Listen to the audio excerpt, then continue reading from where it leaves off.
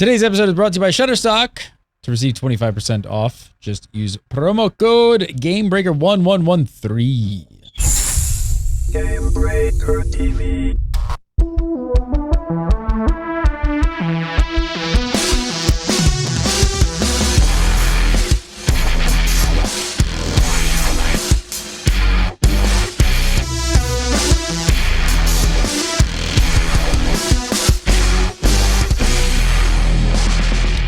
What's up, everybody? Welcome to This Week in MMO, episode 169 for November 15th. I'm Gary Gannon, you're watching GameBreaker TV. Guess what? It's the year of the voxel. It's the voxel is the new hotness. Everywhere. We are going to be talking about, of course, the big hotness, EverQuest next Landmark voxel game, and also just announced today, Trion's voxel-based game, Trove, which you see behind me right here. First up, Mr. Jason Winter. How are you, sir? I'm doing well. Growing the beards. Just for the month. Just for November. Just for the Movember. What's up, Mr. Byrne? How are you? I'm well, sir. How are you? That fantastic. was the best pre-show video ever. Yeah, you got to show for pre-show video. Watching this video. post-show, come pre-show. Should I just play it for the show? Should I just play it? It's life-changing. It is. It's life-changing. It really is. Try first. I think I'll try the lime first. Wow.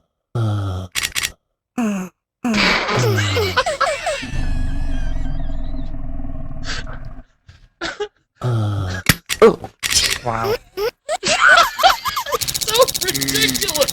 It's so ridiculous and creepy. Yeah.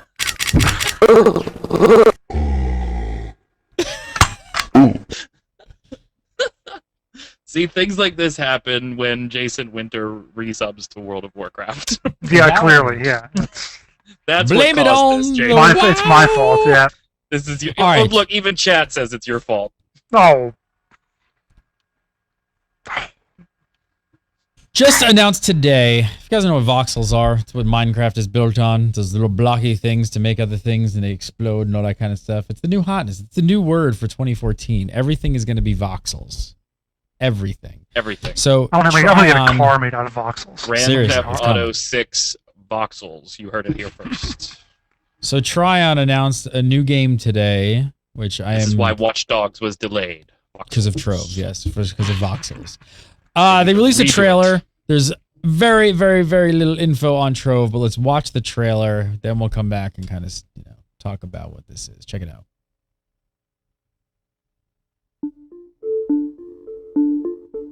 What if we sort of started new worlds all the time? So you're going to log on, play with your friends, go on adventures, build, destroy, kind of do whatever you want in these worlds, and then once you've defeated it, we're going to roll up a new one that is going to be a completely new experience the next time around. Putting it all together, putting it online, and that's going to be Trove.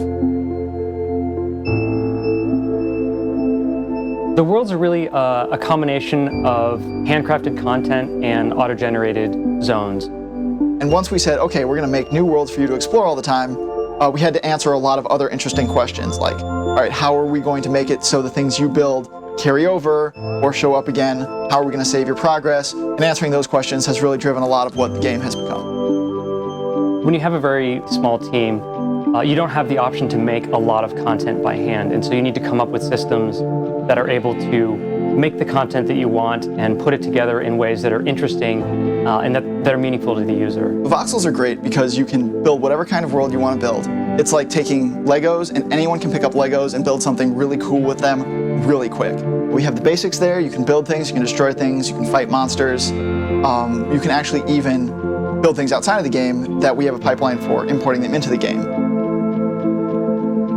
There's this entire different energy that happens when you actually have real people playing your games and the developers and the players are interacting, and that's the bit of magic that we really want to roll out as early as possible and make players a part of this experience of making this thing real.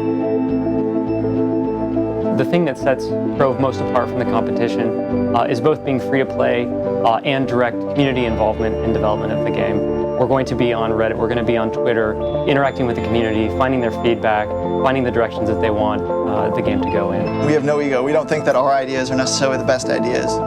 We think that we are good at curating ideas and putting them together into a cohesive whole. but the idea themselves could come from anywhere.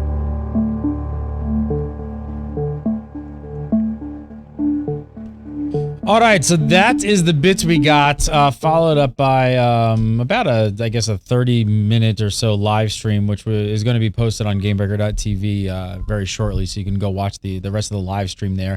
They actually already showed off a bunch of gameplay inside the world, throwing bombs, building stuff, all that kind of stuff. So obviously, you know, people are going like, it looks like Minecraft. Yes, it does. Of course, it looks like Cube World. Yes, it does. That's, you know, some of the stuff. So it definitely kind of fits into that style of the aesthetic for sure. But it does sound like, you know, with the limited stuff that we have, they're doing some stuff that are different. But first of all, what do you guys think about this whole direction of, we don't really know what the game is going to be in the game design, and we're going to allow almost gamers to help us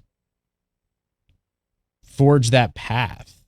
I mean, is that like, is it right? Because we are seeing that quite a bit now, right? Right. I mean, we're from sort of big companies. We're sort of seeing it from SOE. They're not saying it as much as almost I think Tryon is. Tryon's literally like, we're going to be on Reddit. Get on Reddit. Give us ideas. We'll pick the ones that are really good and we'll build stuff. Sony's doing it similarly, where you're building stuff in Landmark and be putting those assets in next, things like that. Even Firefall, we're seeing the same thing there. We're just like, you know, they're kind of trying to let the community really drive the design of the game. Can this work? I think it can only work for particular projects. I don't think you're going to see anything along the lines of a more traditional MMO or an MMORPG established. I think Firefall is as close as we're going to see to like a traditional MMO truly having a lot of player feedback as part of the core development. I think it works well for these creation-heavy games where, you know what, we're not going to be designing a whole lot of it. It's so heavy on you building things that what makes building things fun? You guys got to tell us, because the 5 guys that are working on Trove, they admitted in the live stream, they said, you know, hey, we may not have the best idea, but we do have some good ones, but maybe we can help implement yours in a better way. And I think that makes sense for that type of Trove, really, Cube World, EQ Next game, or EQ Landmark game. What's really interesting here is you're not seeing like the FPS companies come out of the woodwork and like, help us build the next Call of Duty. Right. Like, you're not. It's the MMO space and the online space that are kind of coming out and trying to do this real, like, you know, community interaction thing. And I almost got to wonder, is it because of all of the past failures of not any of these one in particular companies, but we've seen a lot of other MMOs come out and not maybe do as well as like some of those other companies they thought they would. So you got all these companies looking at all the competition and going like, what does the MMO, the online gamer, want at this point? Like, they maybe don't necessarily want the same thing, but maybe we don't know what they want. I don't know. What do you think, Jason? Yeah, I think that's part of it, and I think it is also partly that I talk about an FPS, and granted, I'm not going to say they're all exactly the same, but they do follow a lot of the same conventions, and on some level appear very similar, and don't have necessarily the most complex kind of updates and so on. It's, you know, here's another map, do more shooting. Whereas I think with MMOs, this is, you know, it makes sense this is coming out of Tryon, especially because of what Scott Hartzman said a while back. You know, the content system is broken. You can't just keep trying to come up with something every 2 months, 3 months, whatever. And that's what we're seeing in a lot of MMOs, that now they are putting in so many more things for people to design their own content, whether it's this or, like we talked about, or like Neverwinter with their Foundry, for the ability for players to make their own content. And then you go to the complete other end, you have something like EVE Online, which is, you know, very much player-driven.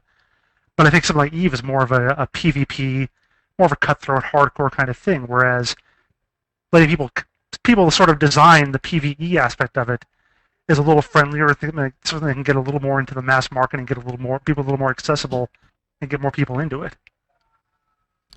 I mean, I'm watching Charum, like, you know, kind of chime in on this and see what their thoughts are. And like, I feel like a lot of them feel like it might be a really good idea. Some of them feel like it's going to be a really bad idea.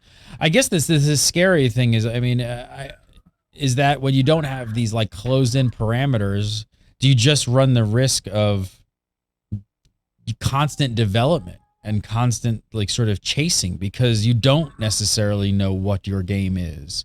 Does that kind of go away when you kind of create these sort of like encapsulated worlds, like with what Trove looked like it's going to be, where it's a little bit more, I I guess you could say like refined, and it's not as a big, huge open world with this huge story arc and lore and all this other stuff. See, I don't know. Trove looks ridiculously awesome to me, but I was super pumped about Cube World too. And Gary, you and I had a conversation when Cube World first kind of hit the scene and people were actually able to start buying it. Where behind the doors we said, look, is this going to take off? You know, is this going to be the next Minecraft? Where do we think this type of game is going to go? And at that time we were kind of still unsure what the hell Cube World even was. I think with Trove we have a little more focus, and I'm such a Tryon fanboy that I like them being behind this project instead of one or two people kind of doing something indie. Yes, there's the danger of losing focus a little bit, or this becoming a game that maybe you play for a month and then don't play for 6 months and then come and touch for a week or two. But I think Tryon's got enough things there with you're able to build your own plot of land, and regardless of what world you happen to log into, your little plot is able to plop itself into each of these worlds. I'd like a new world every time I log in, not just for my character. There's a lot of persistent but not persistent things that I think could be really, really creative in this. I think I always think back to when I used to talk with Dom, our producer, and he was always like, well, yeah, it's got great gameplay, but what's the story? He wants a little bit more than just going out and killing stuff, or like in Cube World, just wandering around the world, slaying random things, getting money.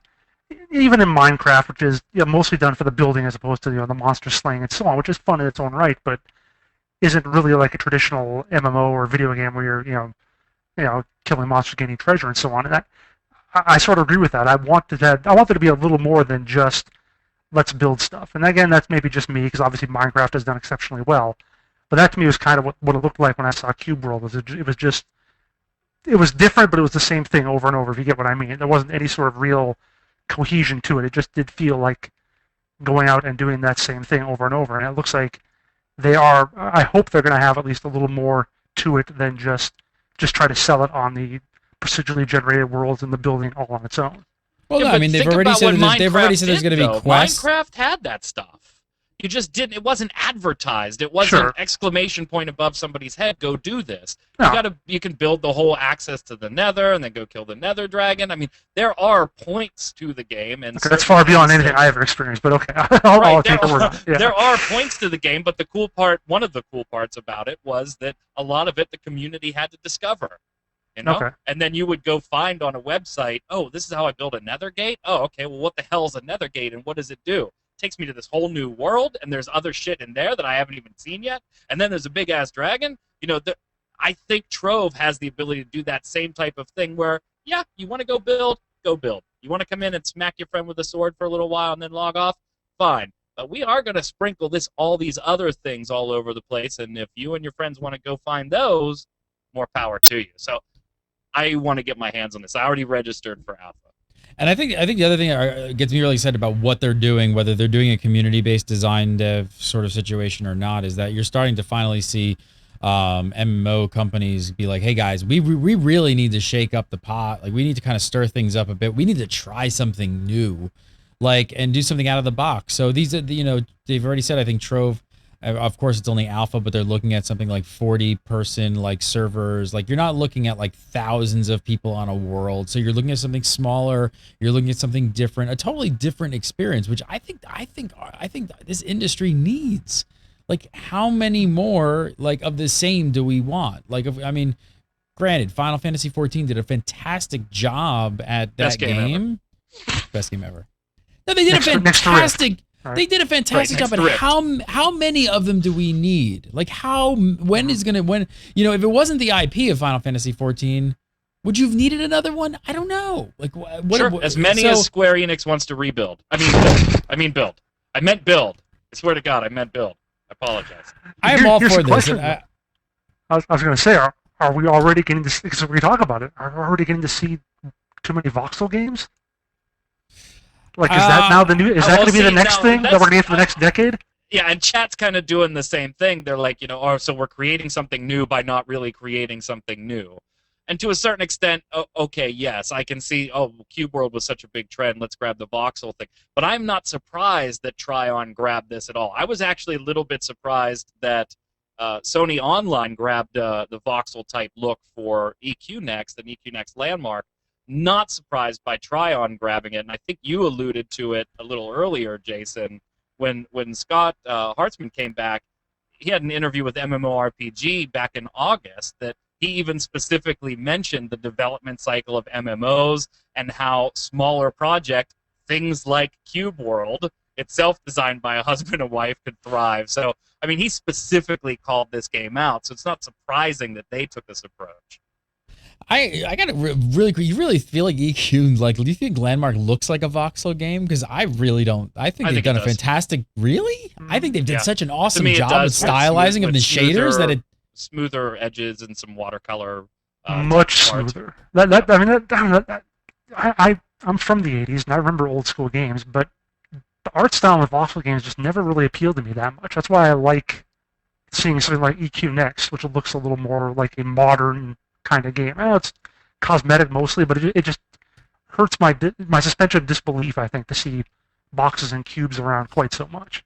And they've come out and said that too during their initial presentation. It's like kind of voxelception. It's one voxel made up of many, many, many little voxels that give you the ability to shape and curve and the bigger voxel itself. So, but yeah, I can still see that when I look at it, even though it's very cleverly hidden. Well, it's a very, very interesting way to develop a game. I mean, like you see right here, prominently displayed, join the discussion on Reddit. I mean, Reddit is going to be their hub to actually speak to the community, you know, like that. They're using these outside social media and sources like that. I gotta say that is the one aspect of I'm a little bit with any of these games, and I'm not saying just pointing out Trove here, but I'm a little bit skeptical on this new trend of the player created sort of vision that the devs will sort of be, you know, like the workers and the community will sort of drive the development of a game. I really hope it will work. I can't wait to see one of these really kind of, you know, come to fruition in a really big way, because I think it could be cool. I guess my biggest fear is that it keeps spiraling you into this never-ending, just, you know, place that it doesn't have a definitive direction. So and the other big very fear interesting is that the loudest voices will get heard the most, even if they're not the best. It's really hard to say. I don't know. I mean, Tryon are come on, really Gary, let's team. jump in and tell them how to do it. Let's do it. We got good ideas. Let's go sign up. Let's do it. Well, if you guys want to sign up for Alpha right now, go to trovegame.com. The website's already live. You can sign up right there. They're already talking about on the live stream that they're looking to get people into this thing like as early as possibly next week. I know, so right? they've got a few little technical things that they've got to work out internally to get things up and running, but they really plan on getting you in soon. So going to be interesting to see how this develops. You know, I think part of it also is the whole like Kickstarter thing with a lot of indies, almost utilizing that as you know, it kind of came in the video game world where they started saying like, hey, well, if you give us, you know, a donation, a pledge, we will be transparent in our game design and show you what we're doing consistently, constantly. And I think that that's partially why you're seeing even these other companies kind of like, you know, take into this, because it's, I mean, the internet has changed drastically how people view just anyone, right? Like, I mean, you now have Twitter and Facebook, and it's like, if you're a gamer, you expect to tweet, you know, at Scott Hartzman, and you're like, I demand an answer, Scott. I can connect to you on Twitter, and you will answer me because I have a question about your game. No, but it's created this definitely like, hey, I have a touch point with you now directly. Yeah. That didn't exist before. You used to, you know, that back in the day, you didn't even know who ran these companies. No. Even very hardcore gamers didn't know who was in charge of these companies, let alone be able to reach out and poke them. So let's talk about So that's about all the information we have. This just broke today. This is really breaking news. They tweeted like a picture of it a day or two ago, and now this today with it's like from a picture and a mysterious tweet to 24 hours later, we've got a trailer, and we get to watch them playing it for 30 minutes completely live on the live stream. To it will be open in alpha, and people will be playing it next week. So and let there be game. Boom. And on the 7th day, Hartzman rested. Talk about development, just video game development changing really rapidly. Like this is like, and they're saying they can't meet up a content schedule. Jeez. There you go. Let's talk. All right, let's talk about EQ next a little bit. So Landmark, there's alpha and beta news this week. It's going to be paid beta, paid alpha. As so we were going, kind of that same thing where you can buy founders packs, things like that, to get into the different programs. So they have the Settlers pack at $20, the Explorer pack at $60, the Trailblazer pack at $100. The Settler pack gets you into the unlimited closed beta, but only the Explorer pack or the Trailblazer pack gets you into the alpha access.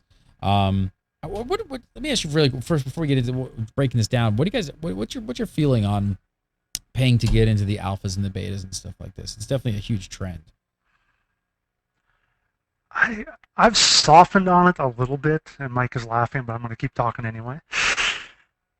The only reason I'm a little softer on it is because if people want to throw their money at you, let them, I guess.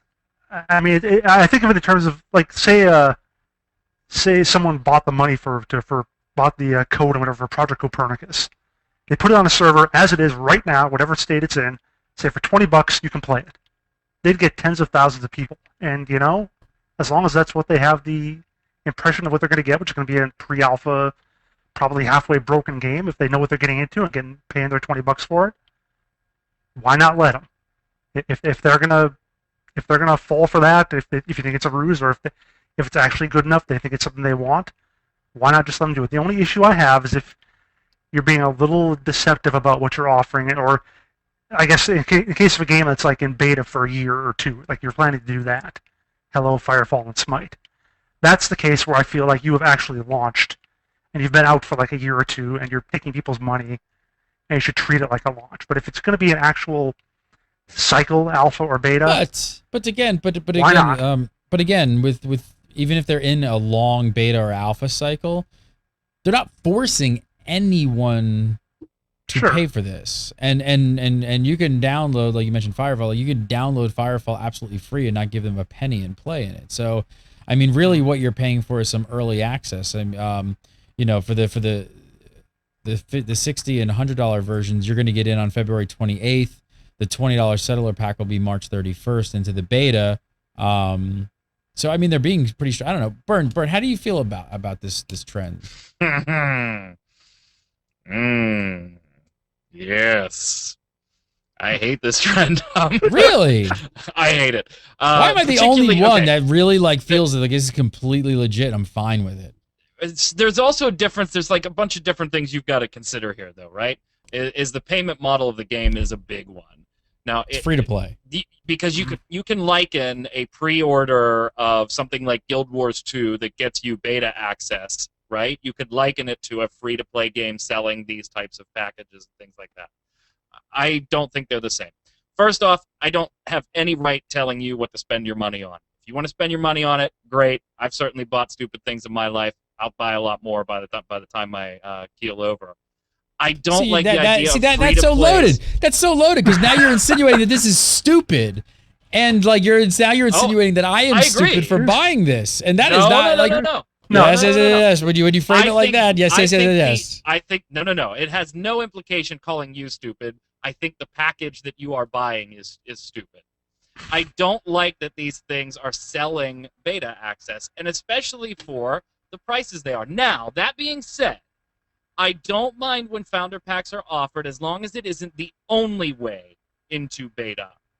That's when I have a real problem. Now, Neverwinter, what I thought was the most ridiculous price tag out there for a $200 bundle to get into that whole thing.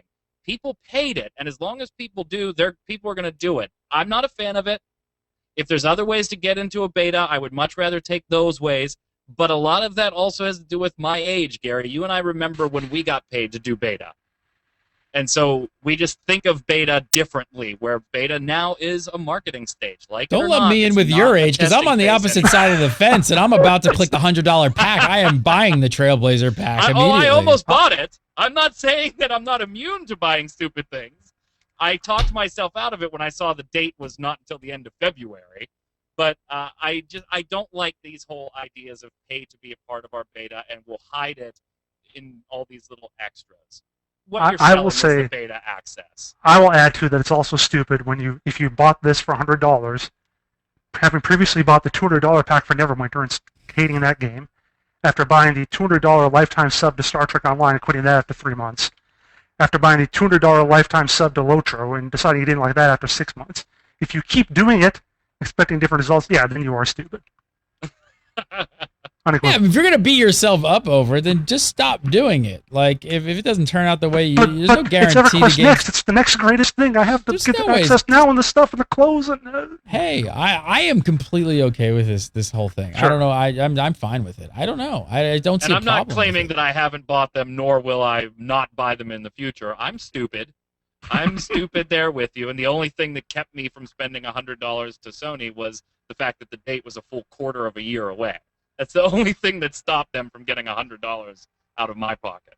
But even going back really quickly, like even if so, like I don't know, maybe I'm just, like I go into this looking at this and seeing, okay, alpha access is going to start in February. I don't know when the game's going to launch or anything like that. And we know beta is going to be like March 31st apparently, but I don't know when it's going to launch. This thing could be in beta for another year for all I know. That's a possibility. I mean, is that deceptive? I don't really think so. No, I don't think it's deceptive at all. They But put you're the saying, date out but there. you brought up before that you don't like when game companies like kind of put it into beta and it's like in this really long, never-ending like beta cycle. My issue there is that the deceptive in the wording. It's like if you are in beta for 2 years and you're spending money and you're taking people's money, you've launched. Straight, you've launched. If it's that long, you're not in beta. You can't say, well, I know this is really buggy and crashes all the time. Hey, it's in beta, guys. No, if it's that long, I don't know what the number is, 3 months, 6 months, whatever. But at some point, you're just full of it. I just to me it's like to me these have become a hidden Kickstarter for companies that can't use Kickstarter or don't want to publicly use Kickstarter, in that we can take as much money as we want that you're willing to give. Again, that you're willing to that's give. the key. That's the key here. That's what I don't get, because you're kind of lumping this in and going like, you know what? I'm angry for the people who I think are stupid enough to put up their money for this. And if you guys were smarter, you just keep the money in your pocket. I told you I've bought them. I know. I so think then they're dumb. Then you think then why do you do it? If you think it's such a bad I'm dumb. But at least you admit it. You admit that you're the one being stupid, not the game company screwing you over. So by Mike Bird is like, I have so low self-control that when they do this to me, I am angry at the game company for dangling this carrot in front of my face. I'm not even angry at them. See, now you're misquoting That's me. great. Mike, I applaud that, misquoting Mike. me now. My credit That's card, fine. my credit card just I'm not angry comes at them for floating doing it. out I of my think they're wallet, and it just magically puts the numbers in, and then I feel so dirty after I Come on, scrub you myself in don't the think that shower. I accidentally subbed a WoW. You know, just the Bird card is like- just fell out. Bird is Threw it like at in my the computer shower and with like a Brillo pad, and he's like, You "Oh my don't god, think I feel there's so something- dirty. I can't believe I did that. I can't You believe don't I think just." that there's something inherently wrong or mean, or well, mean's a dumb word to use there, but you don't think there's something inherently underhanded about saying, Gary, we'll take your money, but any flaw you come across, we get the get out of jail free card of, oh, it's in beta. No, they told me it's in beta. You believe everything on the internet?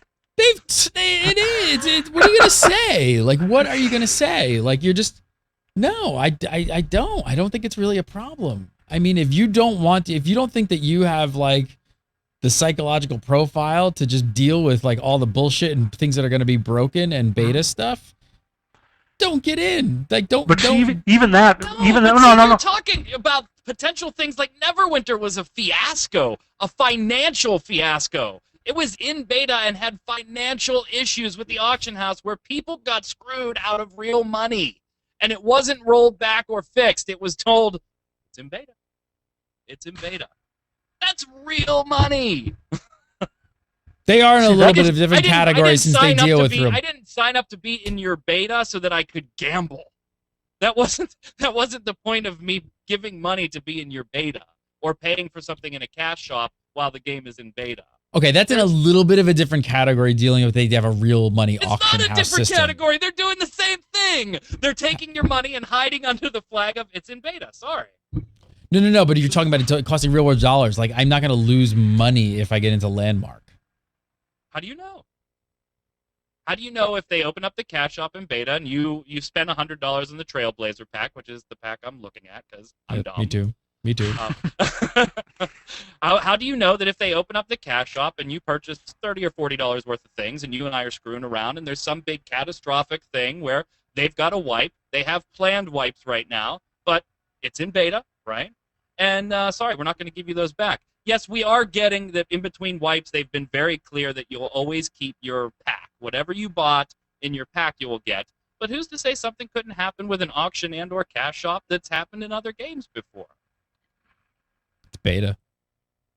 Ah, damn it! No, it's alpha even. It's alpha. Some of these It's cases, alpha, yeah. this I don't know what to tell you.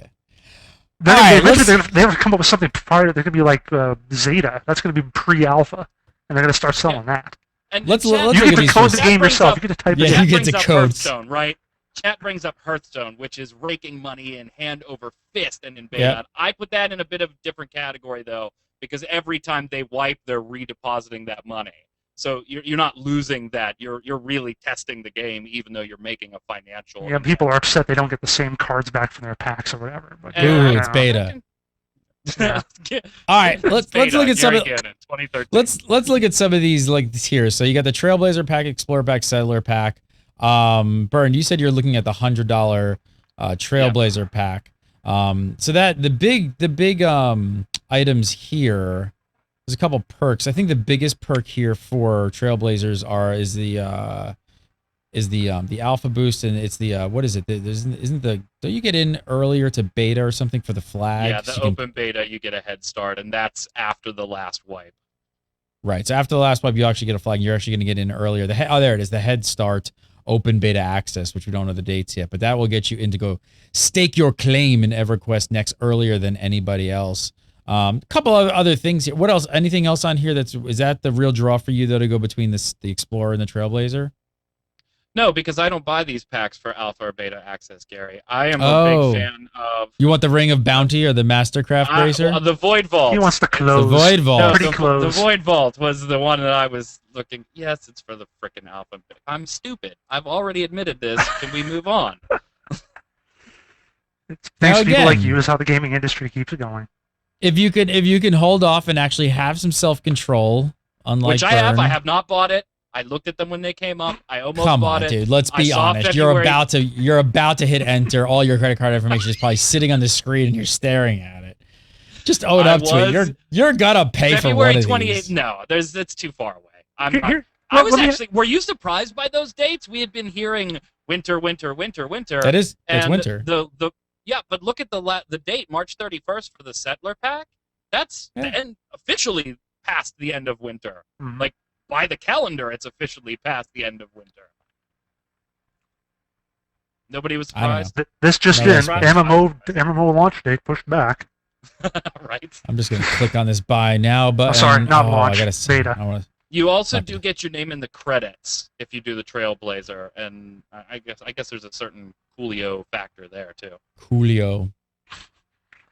Jason, Well, you're let not me ask chiming you- in here. You're not chiming in. Are you gonna purchase one of these, or are you gonna stay out I'm of this not. one? I Okay. might buy the little one, the $20 one, because I equate this to the free-to-play version of a collector's edition, which is basically what it is. It's you're paying more for these extra little bits of loot. And I never really buy a collector's edition. I bought the, I guess, digital deluxe for Guild Wars 2, which was an extra $20 or so, and that's about my limit. And I'm not going to buy an extra $60 or $100 for the special thing or the trophy or whatever kind of thing is being offered. So. Does it rub either of you the wrong way that this is also a free-to-play game that you are paying Yes, for? that's my point. Damn it! That's my whole point. Why? What is this? So if this was going to be a box-priced game, and this was, here is the regular download version for $20. Here is Right. the download version with some extra perks for $60, and then here is the Right. collector's edition at $100. You would be completely fine with it. Yes, because it wouldn't be well if it was beta access. In that instance, it would probably be some type of early access, whether it would be beta or a couple of days before launch or whatever. The main reason to be pre-ordering it or buying it isn't that testing of the game. It's so that you can get in there a little early and get these extra items. These, I'm sorry, like you just pointed out, the main selling point is I can get into this game as early as possible and be one of the first people to play it.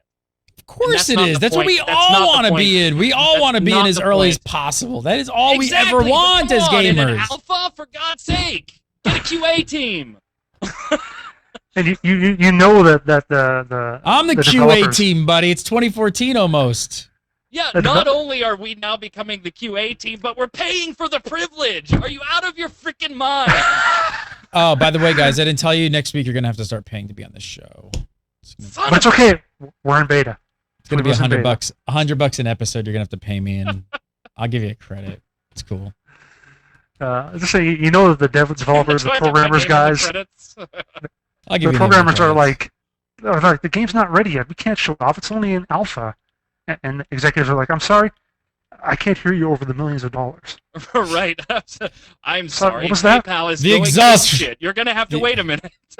My Bugatti exhaust is quite We loud. could get the money from them now, or we could get it from them in 3 months. The Game Breaker Why is this the Bugatti is decision? going crazy. We have so the unlimited closed beta March 31st, but that's all we have, right? We don't know how long that's going to last at all. We have no idea when. If you don't want to spend a penny, do we have any idea when you can get in, or it's just apply for beta and when we can get you in, we'll get you in? Yep.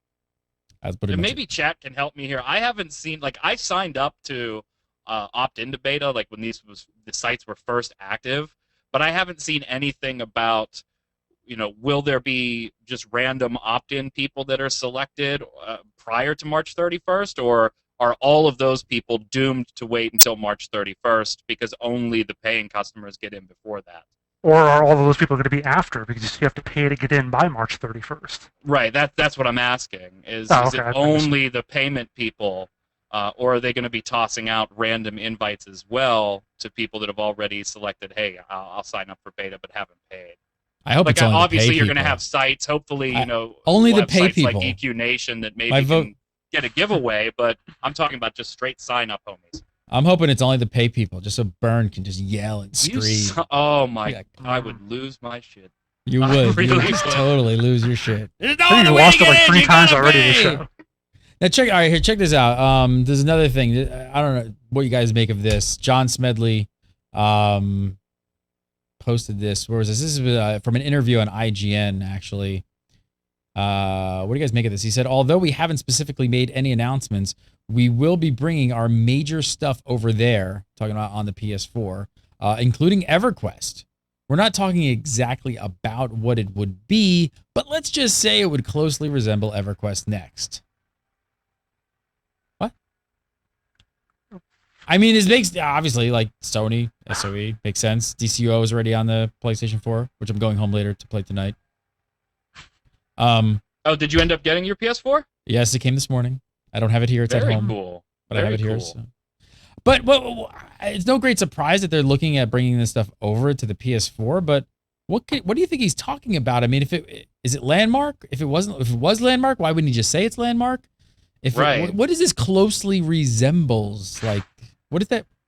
I don't know. All I know is if it's another like third EverQuest Next game, I'm gonna God. completely facepalm and just be like, what? EverQuestception. Right. I don't. It's Why an wouldn't you EverQuest just say it? inside What do your you think it could EverQuest. be? What could this be? I'd love to see a EQ Next, even Landmark on PS4. I wonder how the controls would work if it works really well. It'd be really cool to have a world building game on my PS4. But what could he be talking about? Any speculation? Any idea? No, can't I think even begin to- the wording is really weird. It's weird. It's weird, I tell you. It is. And chat just brought up stuff that I don't even want to talk about, Gary.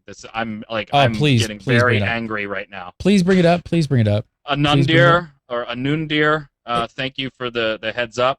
So this is on the EQ Next Landmark FAQ about the whole beta stuff. Mhm. So when does closed beta start? It begins on or before March 31st. Okay, we know that. Do I have to pay to get closed beta access? No. You can get closed beta access by acquiring a time-limited closed beta key.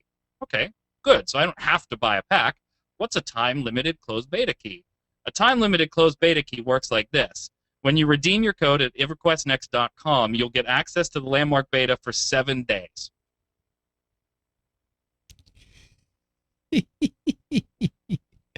Time-limited beta keys are stackable, so you can redeem multiple to gain additional game time.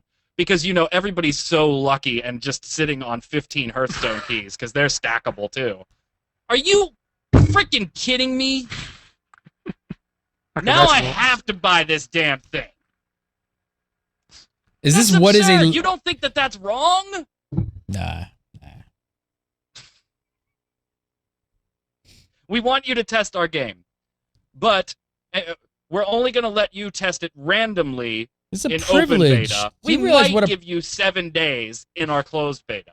Do you realize By what a open beta, privilege this it is game's ready going to be? go, right? Because alpha and beta are just a joke anymore, and they're marketing more than anything. So by open beta, it's in its launch client, pretty much, most games. So... Burn, don't you realize what a privilege and honor it's going to be to be able to It's play not a privilege EverQuest or an next honor, life? it's a damn purchase! Privilege Isn't that- my ass! Isn't that how you get most honors, by paying for them? Right. That's how you get all those honors. Mm-hmm. All right. I did something different. Since this is the year of making video games by the community, I figured we make this episode by the community. So I'm trying this out, something new, where I jumped in an hour before the show and started letting the entire chat room in pre-show tell us, ask questions, give us topics. So I'm letting you kind of produce the show and see how this goes. So I got a bunch of questions here we This can kind is of going go to be through. great. I can already tell. This is going to be fantastic. Synchrony, on first TWIMMO. one. It's like really old school. Some of them we can answer, some we probably can't. So Synchrony has, so it says, after seeing the dev live feed, this is a good one. Do you see this reaching the level of Star Wars Galaxies? Drink, immersion.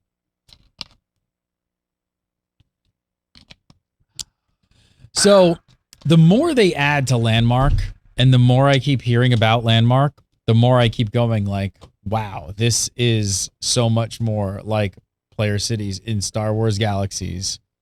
Turn the destructibility on or turn it off. They used to have flagging on or off for PvP.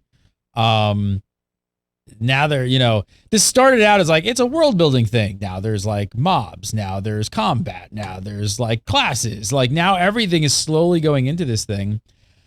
I don't know. Are they doing that? Are they going down the road? Is this going to be sort of like its segregated thing of, are we just going to see servers of alliances and PvP constantly going of like, let's build fortresses in the GBN and then let's go, you know, destroy other, you know, people on our server and things like that and just warring constantly? Because if that's what this game turns out to be, I am 100% in. I don't even know if I need next.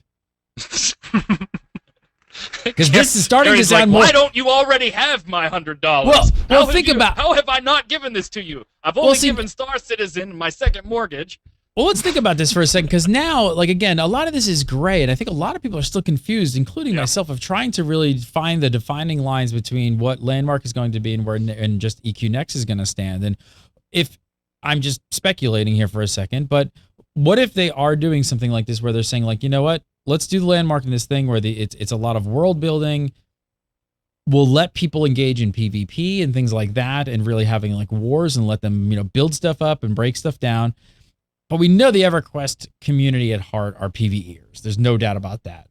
That's what Next is going to be. They'll, you know, the possibility of Next will be the very PvE-centric type of gamer, questing, you know, just going out with your friends, and let's leave the really, you know, people who just want to build and burn shit like over on Landmark. Is that what they're going for, do you think? Yeah. Could be. That sounds like it could be definitely a thing. I mean, they got to figure some way to differentiate them. And that would be a big differentiator. I wish they would kind of, if that's what it is, I wish they would kind of come out and say something to that effect. Because now they're talking about building, you know, your own MMO and things like that. I don't know if that's really what this is turning into. I am 1,000% in. And you won't even play Next, will you? Probably not. All the time. Yeah. For me personally, I don't know if I'll need to. You know, that is frankly probably why they aren't giving it that much detail to let people know, because they don't want you to be discouraged by one of them. Yeah.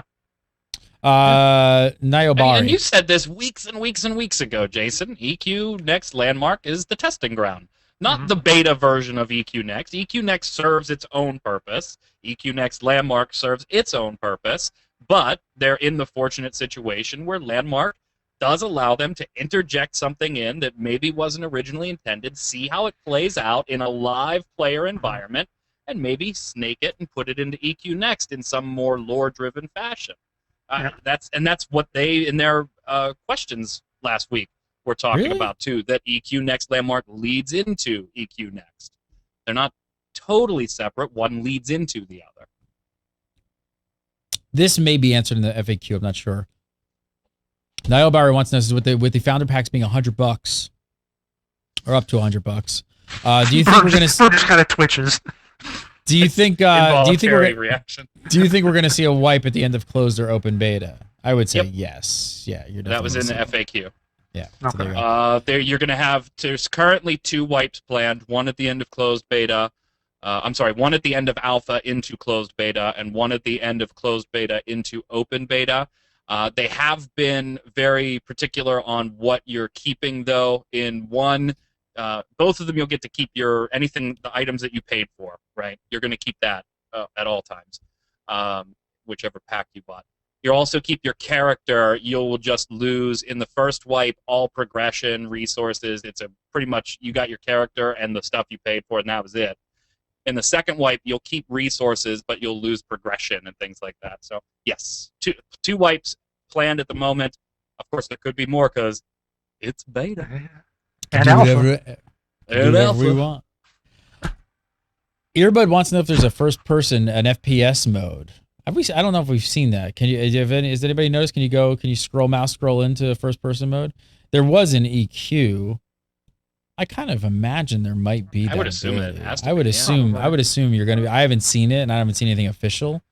I would imagine. I think it would be a hell of a lot easier to build things in a first-person mode in some cases. So I think it almost has to be there. Possibly.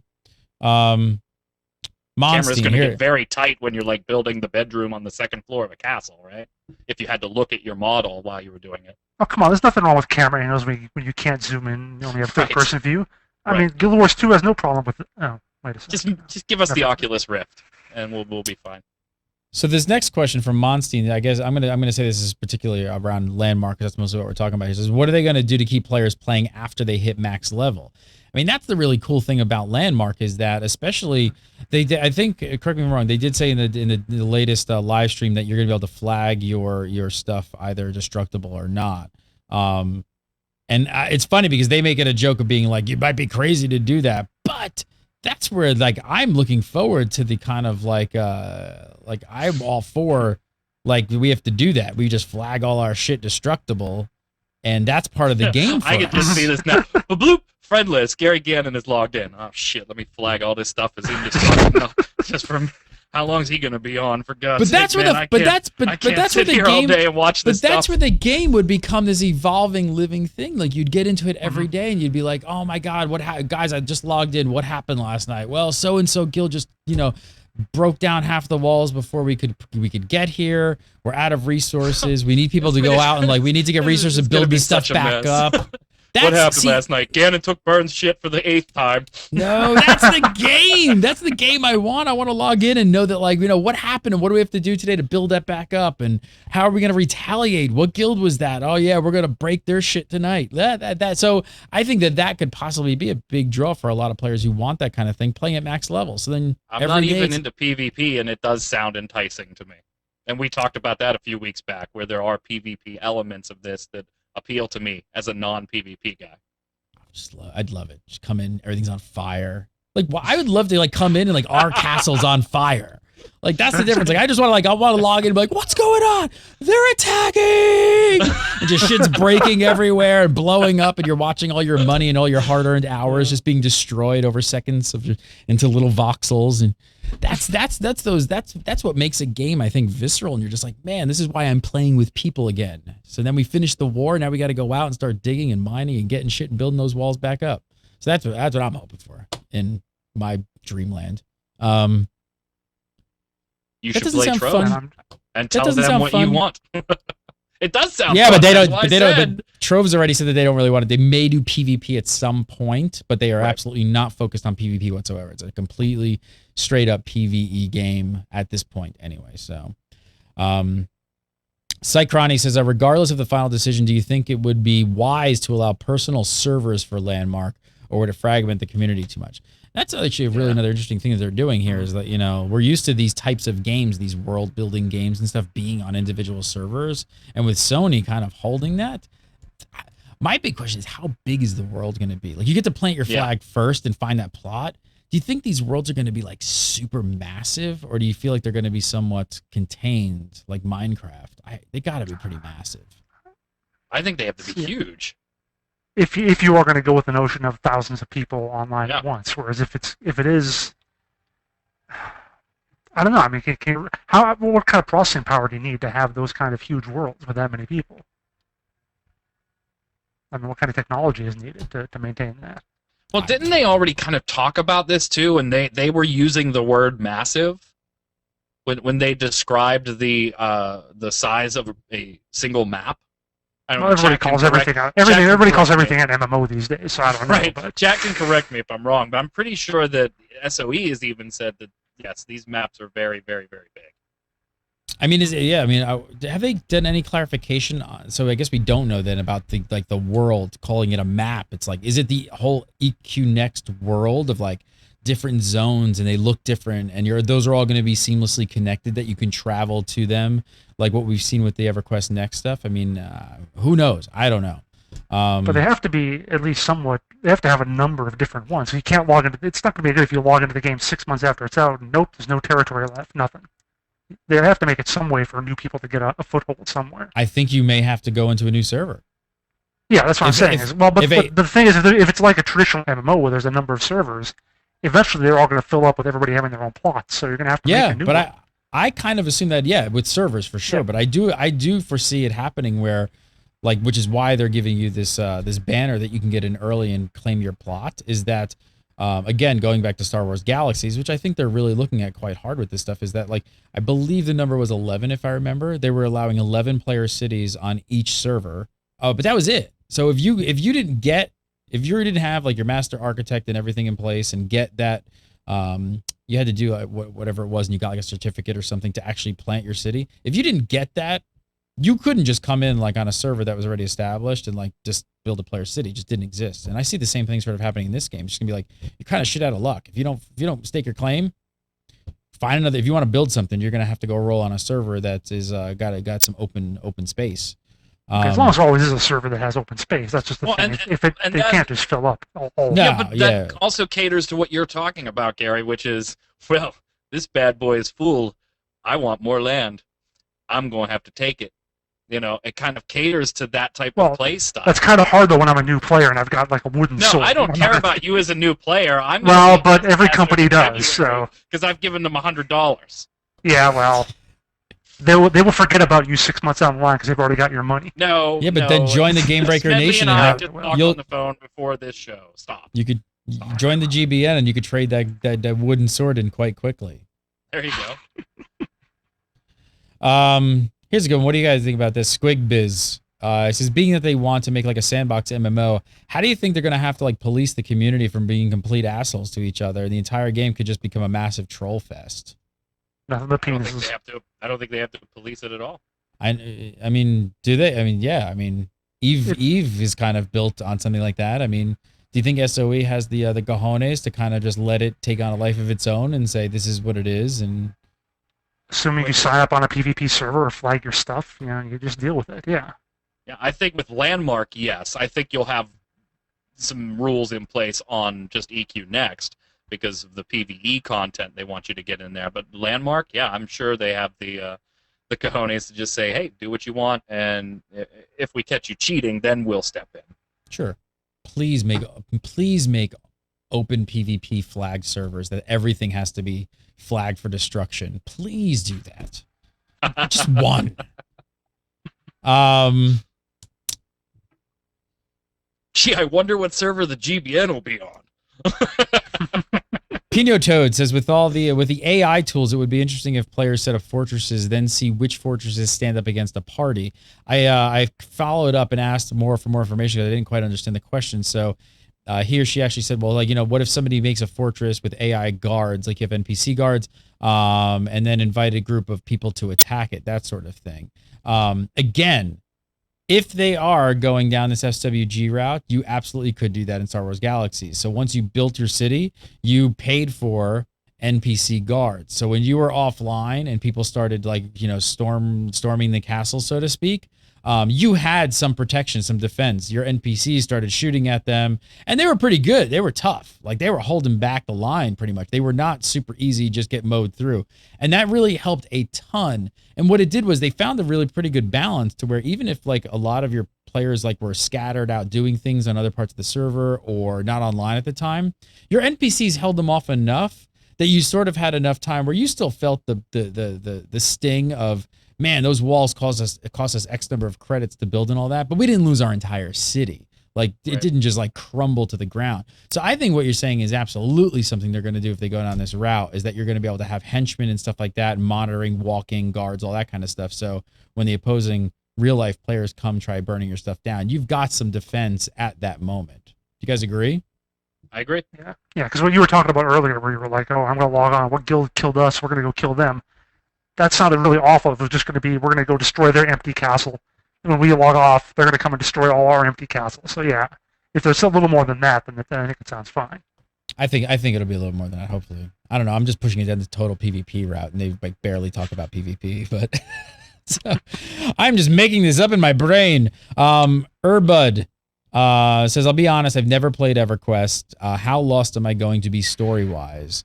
I don't think you're going to be lost at all, because they've actually it's like a parallel universe or whatever. Yeah, it's like a whole nother timeline, and I don't know if that timeline is up on the website yet, but they're working on writing all of the lore and everything now for this. Hello, kitty cat. For EverQuest Next. So do you want to go back and read about, you know, Norath and the dragons and all that stuff? Kind of, you know, it'll help, but I don't think you're going to be lost at all if you just come into EQ next day one. And you're fine. Vinus, anybody, either of you guys ever kind of like get into the lore of EverQuest though? The original EverQuest, yeah. Did you enjoy it? Like actually reading it? Oh yeah. I mean, that was the whole point. Was the PvE stuff back then. That's all. PvP came a little bit later, and whatever. Player looting. Damn you. But yeah, the lore has always been. That's my thing, man. I love that stuff, and I like this idea of a reimagining of a lot of the characters I'm already familiar with, the places I'm already familiar with, seen in a different way. I'm looking forward to that aspect of EQ Next. So I mean, do you think that's obviously going to be Landmark, but whatever. Sure. And do you think for people out there like Vinus who are kind of or Urbud, I should say, who are kind of getting excited for EverQuest Next, even though it's going to be this separate timeline, I don't know. Do you think that it's worth going back and starting reading some of those old EverQuest books and things like that? If you're bored and you're looking for a good read or a fun read, fine, yes, go for it. If you're just worried about, do I need to do my homework so that I can play this game and know what's going on, no, I don't think so. I think you playing it, not knowing any of EQ or EQ2, are going to see the same story that I'm seeing as an EQ2 player. I'm just going to appreciate some nuances and go, oh, that's the guy that did this way back in EQ. That's really cool how they have him here doing this now. There's just going to be throwbacks that the EQ players will know, but that's not going to impinge on your new EQ players' enjoyment of the story. Are there EverQuest books on Audible.com? That would have been a fantastic segue, sir. It would have. Not sure, but guess what? I want to tell you guys about Shutterstock. Shutterstock.com. I want to save you guys 25% off on your account. All you got to do is go over to Shutterstock.com, make a new account, sign up, and make sure you use promo code GameBreaker1113. You will immediately save 25% off.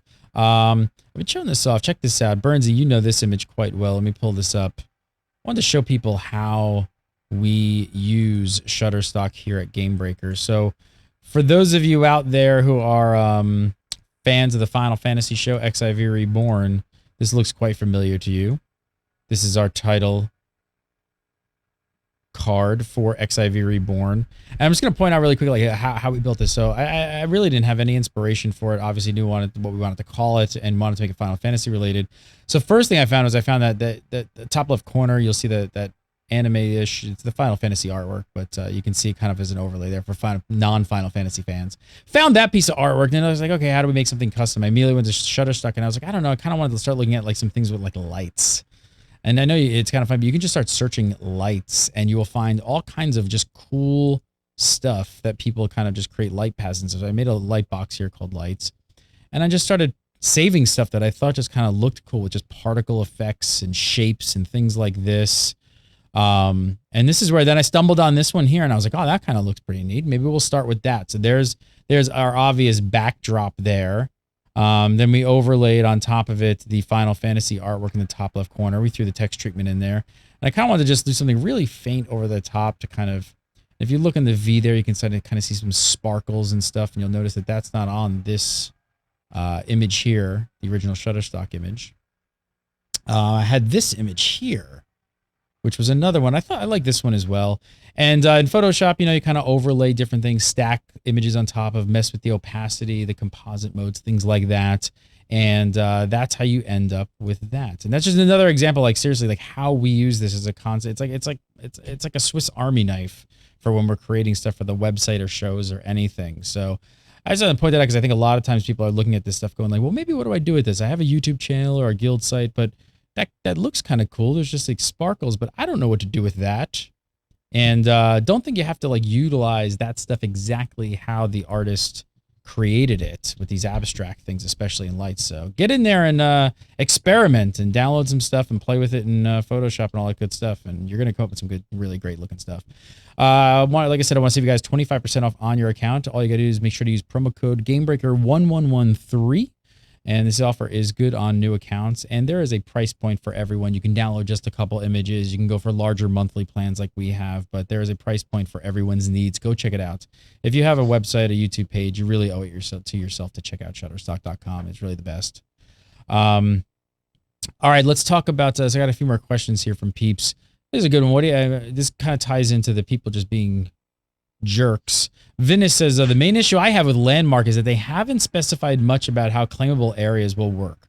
So what's to stop people setting up phallic statues next to people to grief? The lack of specifics about maximum claim sizes seems to be a concern. So again, we don't know any of the claim sizes as well, but as Hillary, aka Pocket, once put it, the TTP, which is the time to penis, will be quite low.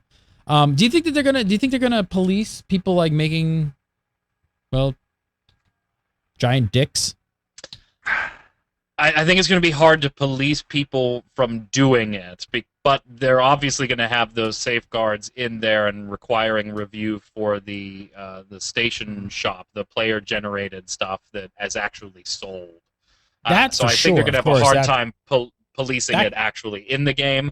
But of course, if they try to put it on market, it's not going through. I think they'll still go after it in game, but they'll not just like if someone has an offensive name or something like that, they'll get it eventually. It'll get reported or whatever, and it'll go through. Yeah. But yeah, the penis statue will still be up for like a day or two before it gets around. It's going to rely on player report. Mm-hmm. Yeah, I mean, so you think they are absolutely going to police that stuff and tear it down? I think they have to, unless they want to run into some problems. Hey, Bobby, what are you doing? Nothing, Mom. What's that big cock and balls on your screen? Nothing. Although I want to build like that penis church. Have you guys seen the photo of that? Yes. Make it something really kind of inobvious like that, maybe. Yeah. The one thing about that when I saw it, I was like, really, a blueprint is an aerial shot. How did nobody notice this? And the best one was the one shot they had of the fire hydrant in the front that was spraying out. But yeah.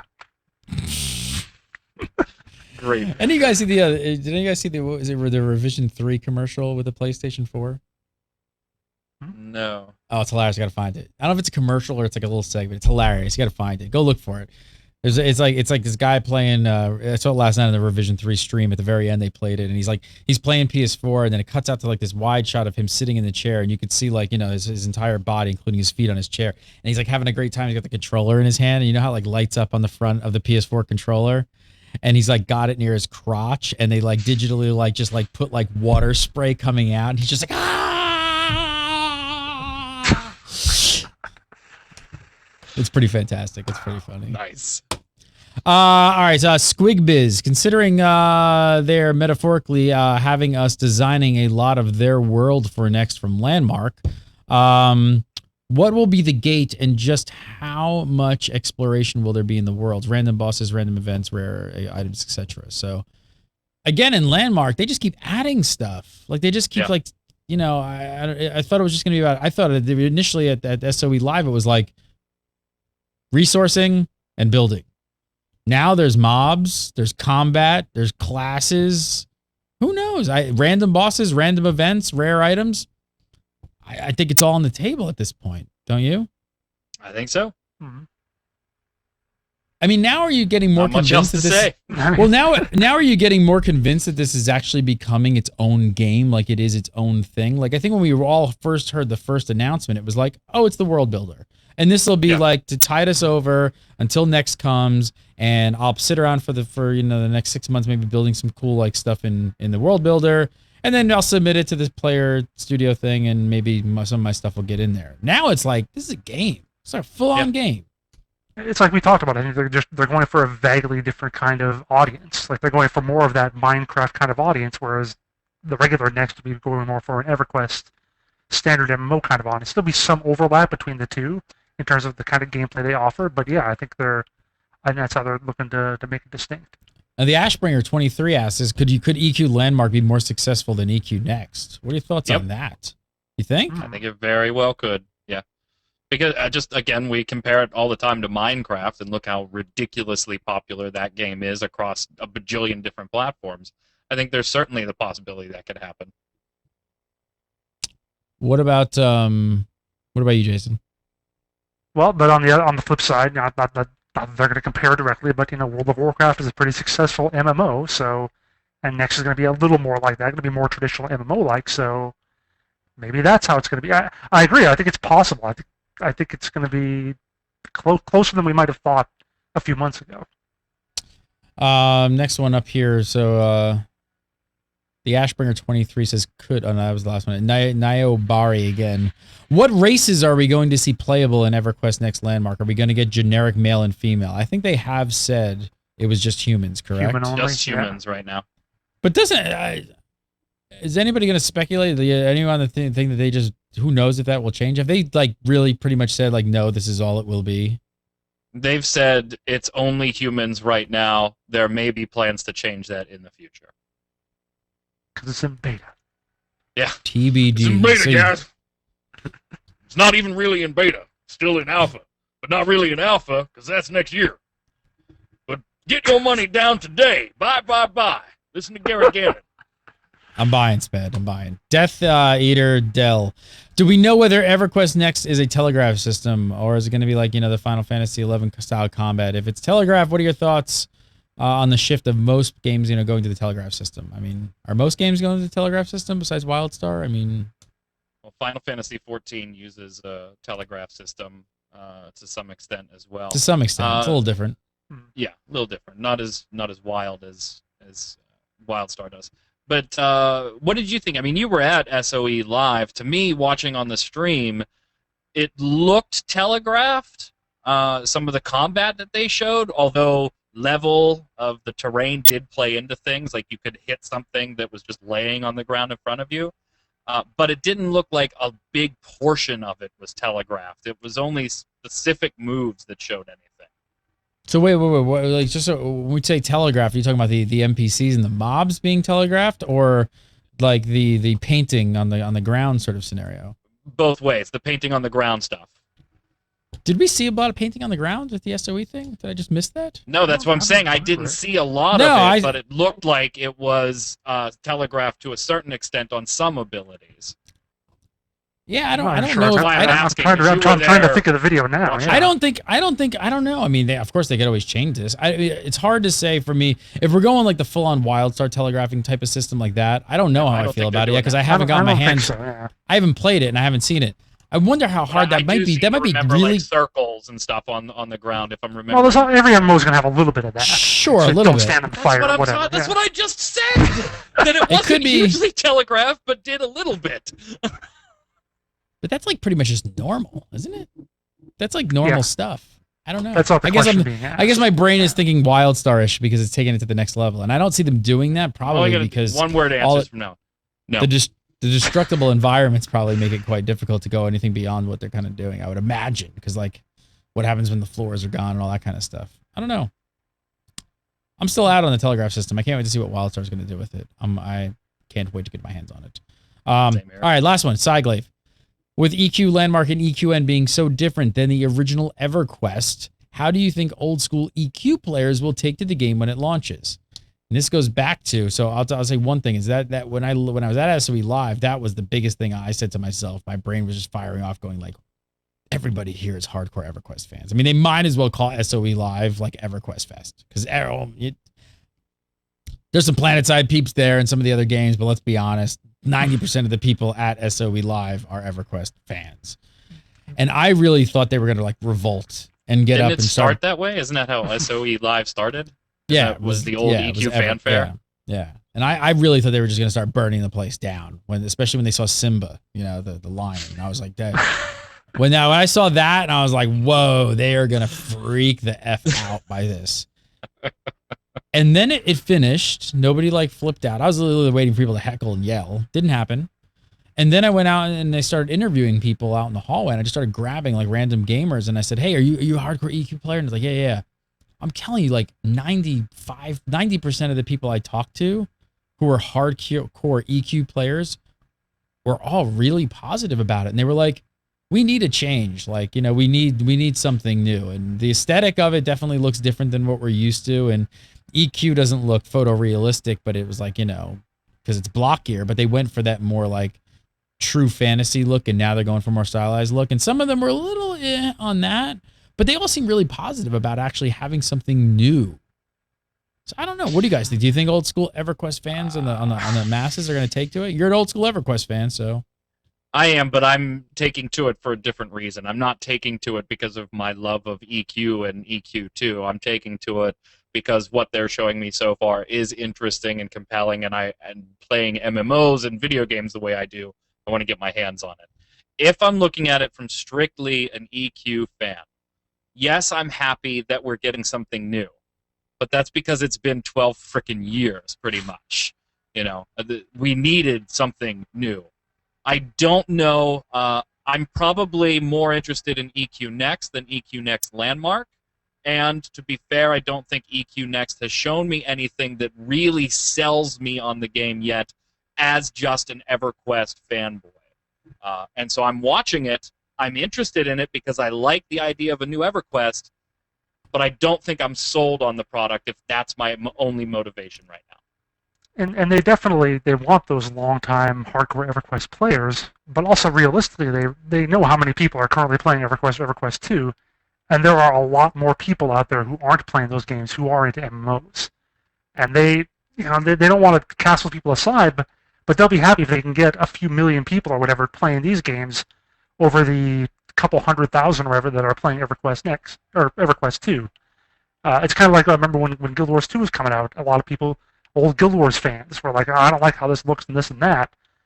But there probably weren't a ton of Guild Wars fans, and still aren't. Whereas they've had 3.5 million or whatever people buy Guild Wars 2. They consider that a success. If they alienate every single old Guild Wars fan and get 3.5 million people to buy, Guild Wars 2, or if they get 3.5 million people to buy EverQuest Next or play in it, technically they're fine with that. So SOE is. I am going to throw this one out to the viewers. Leave a comment below if you're an EverQuest 1 or EverQuest 2 player, fanboy, whatever you want to consider yourself. What do you think? I mean, if you've played any of those games, I'll consider you old school whether you played 1 or 2. What do you think? EQN Landmark and EQN proper, being somewhat very different from the original EverQuest series. Are you excited about the series? Are you not? Are you kind of like, are you pumped? Or are you a little disappointed in the direction they're going? Leave a comment below. Let us know. I'm really curious. Or if you're like with- me and you never were an EverQuest fan, are you interested Yeah. in EverQuest Next, like I am? Yeah, there you go. Get everybody Chad involved. is on to us, Gary. They've recognized that the lower third, we are actually broadcasting from 2014, and we've played this, but we're under NDA. Oh, So we're trying look to at keep it that. careful. That's what it is. Mike Bird, follow him on Twitter at MagicMan, MIGSCKMANN1. And of course, watch XIV Reborn, our Yes. Final Fantasy 14 show on GameBreaker.tv and XIV Nation. Jason Winter, follow him on Twitter at Winter Informal. And right here on the TWIMMO. Always a pleasure, sir. Yes, sir. What do you got? One more week for that beard? 2 weeks. 2 weeks. Last time I shaved was the last day we did TWIMMO. 2 weeks ago today. Nice. So this is Nice. Movember. I forgot all about it. I suck. All right, you can follow me on Twitter, Gary Gannon, follow GameBreaker TV, GameBreaker TV, and we still have Hearthstone beta keys. Don't forget that. It is ending soon. Hearthstone beta keys. We have them. You want them. Go to hearthnation.com/giveaway. That is the URL. And if you guys are excited, also we have check out our other Facebook pages. We have an EverQuest. We have an EQ Next page. We have a League of Legends page. League of Legends Waypoint, killing it. It's got to be the #1 League of Legends show on the interwebs. Check that out. Waypoint, Mike Shaffnet, all that good stuff. All right, we'll see you next week. There's more TWIMMO.